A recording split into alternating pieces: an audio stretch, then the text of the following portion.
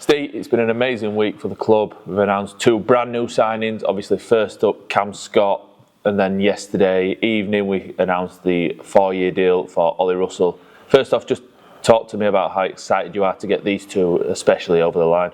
Yeah, 2 key additions for the team for next year, and the following years. The big thing is both British boys. We feel will be real key values to our squad in key positions. Obviously, Cam being a young English centre who can play back row too. I just think he's got so much potential, and we're talking about a kid who's 23, 24 here. He's got so many years ahead of him. And it's not a player at the back end of his career. It's an exciting signing, and the same with Ollie, a young lad again. He's played a lot of games in the Super League for his age. A real leader, real talk with the team. So it'll be, it's what we need in the squad for next year. Yeah, you mentioned there, and the point I wanted to bring up was their age compared to how many games they've played. Both have played over 70 games in Super League, in that top flight against the best opposition that the league has to offer, but have got many years ahead of them. Just when you look at the other additions that are in this team and the players around the squad already, it's shaping up to be a really talented squad in 2025. Yeah, with some key additions in the older age with Mike McMeekin, etc. The whole philosophy is to go for young players. We want this team to be together for 3, 4, 5 years and hopefully more, along with the coaching staff. So that's the whole philosophy around everything. We want players who've got really high ceilings, who can get better as time goes on, and we back our coaching and the coaching team to get these players better. We want to turn these boys into international players. That's what they want, that's what we want, and we're all on the same path. We want to be a top 4 Super League team. We're not happy to be at the bottom of Super League next year. We want to get promoted first of all, and then make sure we're aiming for the top and not the bottom.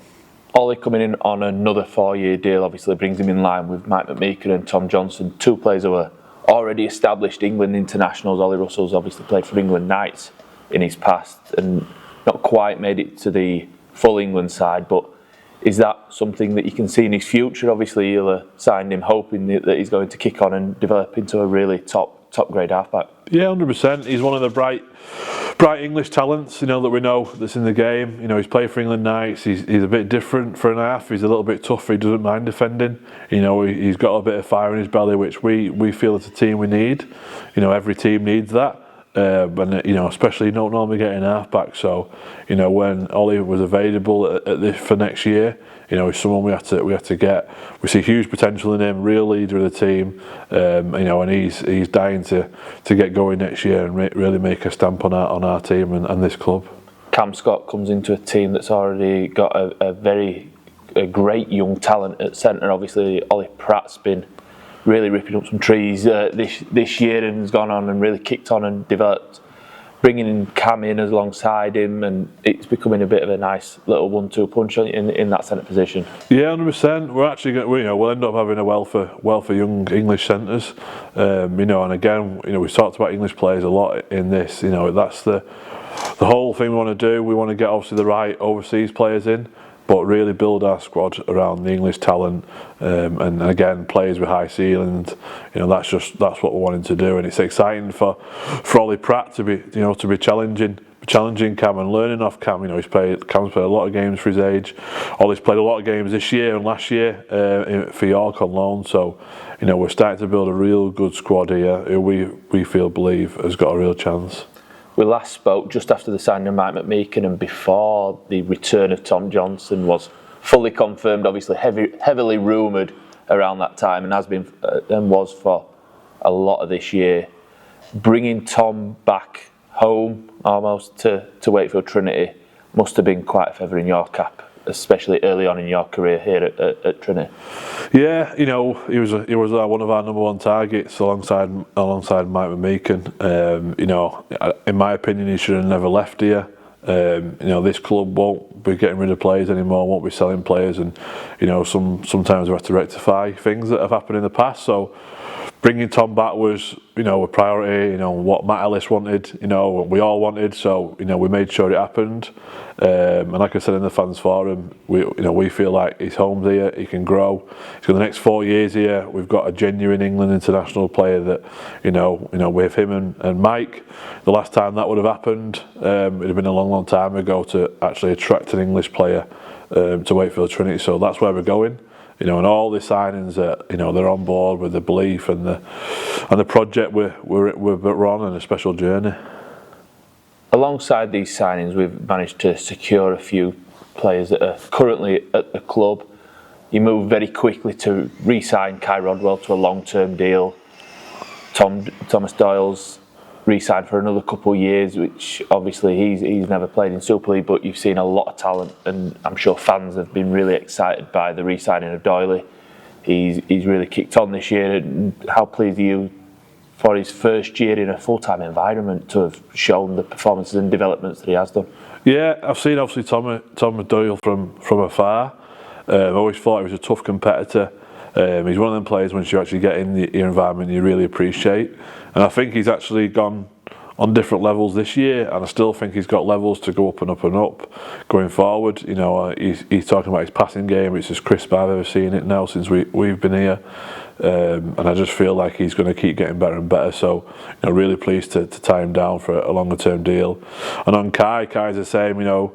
With Kai, we always knew what Kai Rodwell were going to be. It's a bit different when you're waiting for him to get over. And you're hoping they're going to be what you've seen in Australia. But Kai's just been that and everything else. It took us 4 weeks, if I'm honest with you, to reach out to his agent of him being in the country to say, listen, we want him long term. And his agent was outstanding in helping us do that. It was a quick and easy decision. Kai loves it here. Like everybody else, we're getting it. We're all buying into the project, and not once did he think about not taking the deal. So it was an easy one for us. I sat 12 from 12 in the league. Obviously, you've had a big part in putting this squad together. Obviously, you've moved away from the coaching side of things. Obviously, an analyst no more. How pleased are you with the performances that you are seeing on the field? Yeah, the Championship's tougher than anybody can give it credit for. It's one of them that you're looking from probably Super League thinking, we can beat any of them teams.